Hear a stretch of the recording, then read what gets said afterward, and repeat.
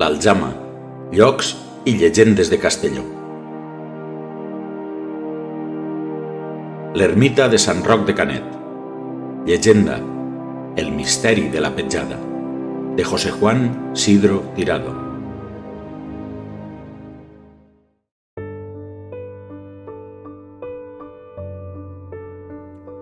L'estol de nets, nebots preferits, fills d'amics, fills dels amics dels fills i més xicalla de tot el carrer, no paraven de cridar. A la rogenca claror de la llar, envoltada pel suau caliu del foc i per la flaire de la llenya, estava l'àvia Maria com una lloca, encerclada per tots, embadocats i expectants perquè començara la història que cada nit d'hivern els oferia. L'ampla falda que cobria bona part dels seus voltants li atorgava aquell aspecte de lloca protectora i amorosa. Als muscles, toca de ganxet, al cap, mocador negre, evidència d'un dol permanent. Els dits d'unes mans, fetes al dur treball, marcaven el desenvolupament de les històries. Aconseguit el silenci i l'atenció, l'àvia, amb veu forta, va començar.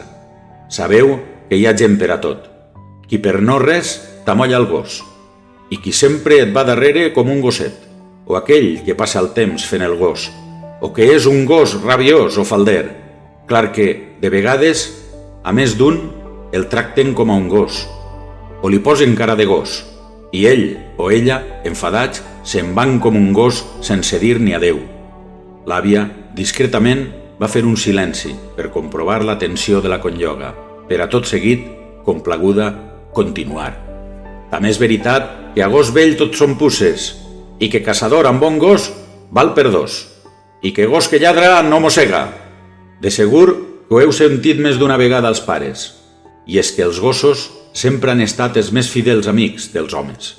Tots sabeu, o hauríeu de saber, que hi ha un sant protector a Castelló, al qual fa molts anys els veïns aclamaren perquè els alliberara de la pesta, malaltia molt freqüent en temps passats.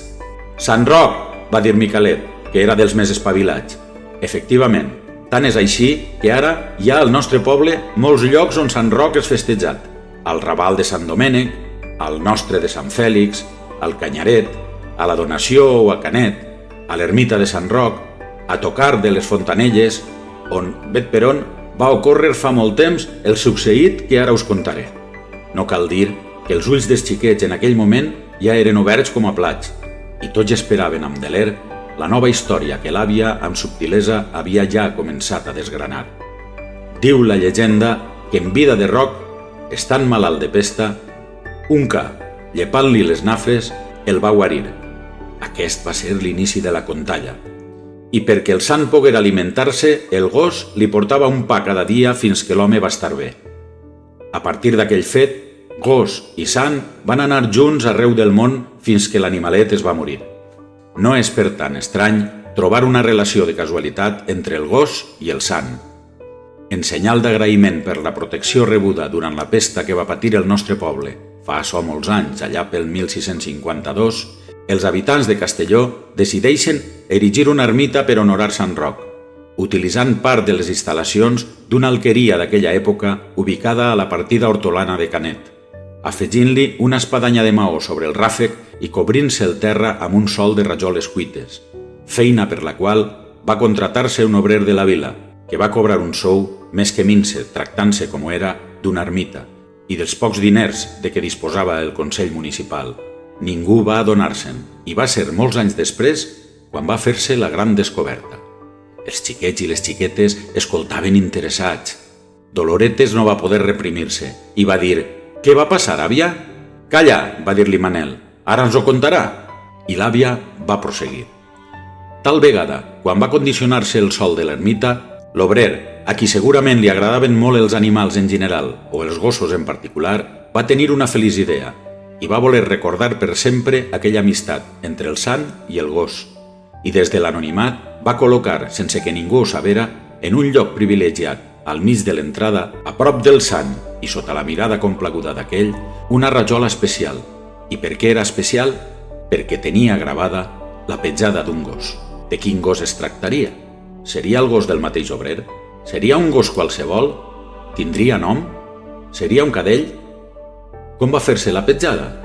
Això sembla que ningú ho sabrà mai. L'obrer no va dir-ho a ningú. I a partir del moment de la descoberta de la singular rajola, els veïns, visitants i forasters, en arribar a l'ermita, a més de recordar el sant i cantar-li els gojos, «Puig que en nostra devoció tens un lloc tan principal, lliura a Sant Roc de tot mal el poble de Castelló».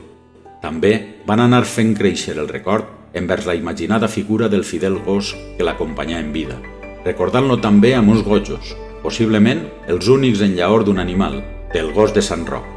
Puig si el sant és honorat, per son deler gloriós, siga també molt lloat de Sant Roc el fidel gos. I encara us en diré més, va continuar l'àvia. A Castelló, tot i ser un misteri, saber qui i quan va col·locar-se aquella rajoleta que ens recorda el bon gos, també hi tenim altres misteris i casos sense resoldre.